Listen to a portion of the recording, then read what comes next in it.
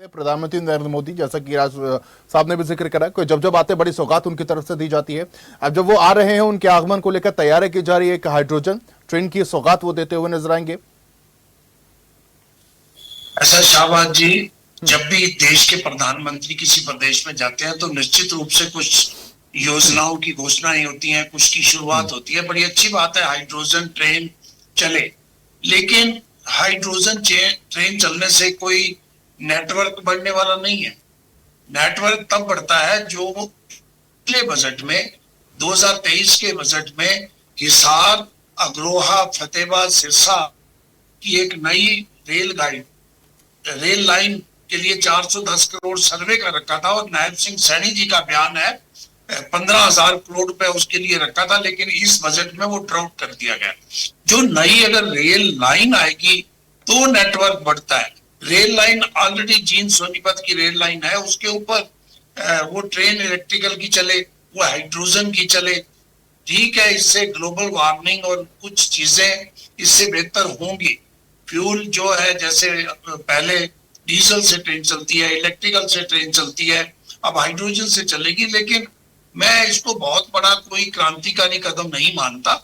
ये उसमें तो हो सकता है भी इलेक्ट्रिकल की बचत होगी, लेकिन आम जनता को कोई विशेष इससे सुविधा मिलने वाली, एक्स्ट्रा क्या मिलने वाला है जो भारतीय जनता पार्टी से इतना बढ़ा चढ़ा के दिखा रही है भी आएंगे, सौगात आएगी। सौगात तब है, जो बात ओंकार सिंह जी कह रहे थे, जो पानी की बात है। इस समय जैसे हांसी के पास पिछले 3 महीनों से लोग ग्रामीण जो है धरने पे बैठे हैं पीने के पानी के लिए। इस समय पूरे प्रदेश में जहां वर्षा नहीं हुई है, खासतौर पे जिस जिले में मैं बैठा हूं, सरसा, फतेहाबाद, हिसार, अनेक ऐसे जिले हैं जहां पीने के पानी के लिए ग्रामीण को आज भी टैंकर पे मोल लेकर पानी पीना पड़ता है। हमें पहले पीने की पानी की जरूरत है। एक चीज अभी समझौता हुआ है, हरियाणा राजस्थान को पानी देगा और 300 किलोमीटर की पाइपलाइन डाली जाएगी। एक बात हमने पहले भी कही थी, प्रधानमंत्री अटल बिहारी वाजपेयी जी की एक महत्वाकांक्षी योजना थी नदियों को जोड़ने की। हमने एक सुझाव दिया था और उसके लिए ये अभी, अगर आप जमुना को पानी देना चाहते हो, राजस्थान को, जमुना को आदि बद्री, जहां से सरस्वती उद्यम की बात करती है भारतीय जनता पार्टी, उस पर करोड़ों रुपए खर्च हो चुके हैं। वो मात्र 30 किलोमीटर की दूरी पे है। अगर वहां पे नहर बना के जमुना का पानी घग्गर में डाल दिया जाए, जो राजस्थान को पानी 300 किलोमीटर पाइप में डाला जाना है, उसको घग्गर के माध्यम से वो सूरतगढ़ और आगे चली जाती है, राजस्थान में चली जाती है। तो आप ऐसी कोई योजना लेके आओ जिससे हरियाणा को भी फायदा हो। अब जो घग्गर नदी है वो बरसाती नाला और पोल्यूशन का कारण बन के रह गई है, क्योंकि उसमें पंजाब में, अम्बाला में, पंचकुला में और हिमाचल की जितनी भी फैक्ट्रियां हैं उसका गंदा पानी उसमें डलता है और वो पानी प्रदूषित पानी होके घग्गर की पूरी बेल्ट में कैंसर फैल रहा है।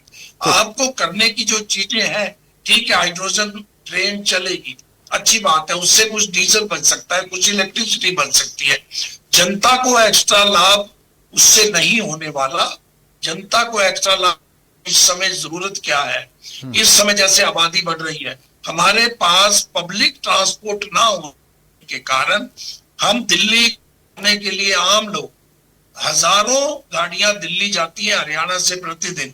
अगर पब्लिक ट्रांसपोर्ट हमारी मजबूत हो, हमारा रेल नेटवर्क मजबूत हो, हमारी मेट्रो और जो बुलेट ट्रेन की बात 22 में आनी थी वो तो छोड़ दो, कुछ ट्रेनें जो फास्ट मेरठ और कॉरिडोर बनाया है, मेरठ और दिल्ली का कॉरिडोर बनाया है, वो अगर दिल्ली और हिसार, दिल्ली और करनाल, दिल्ली और बल्लभगढ़, दिल्ली और इस तरह रेवाड़ी तक ऐसे नेटवर्क बन जाए तो लोग अपनी गाड़ियों के स्थान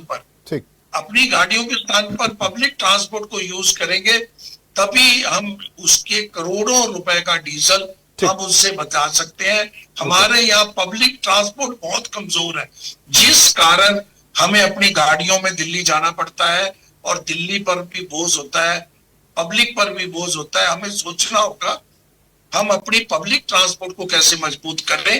ठीक है, आप हाइड्रोजन की एक ट्रेन चलाने से इतना लाभ नहीं होने वाला, आप इसको पूरा विचार करके, हमारा जो योजनाएं हैं 1 करोड़ लोगों की योजनाएं हैं हरियाणा की, 1 करोड़ की आबादी पर ये अभी चल रहे हैं। अब जबकि हम 3 करोड़ को क्रॉस करने वाले हैं, तो हमें उस पर चलना होगा, ठीक है। ना कि इसको पब्लिसाइड करके और बहुत ज्यादा ये दिखाना होगा बहुत बड़ी सौगात आ रही है। एक अच्छी शुरुआत तक सीमित रखे और फैसिलिटी जो चाहिए पब्लिक को वो चलिए, एक facility अच्छी दें। शुरुआत है लेकिन एक बहुत बड़ी सौगात नहीं है, इस बात का जिक्र भाटिया साहब कर रहे हैं। राजमन साहब, आपने विपक्ष को भी सुना।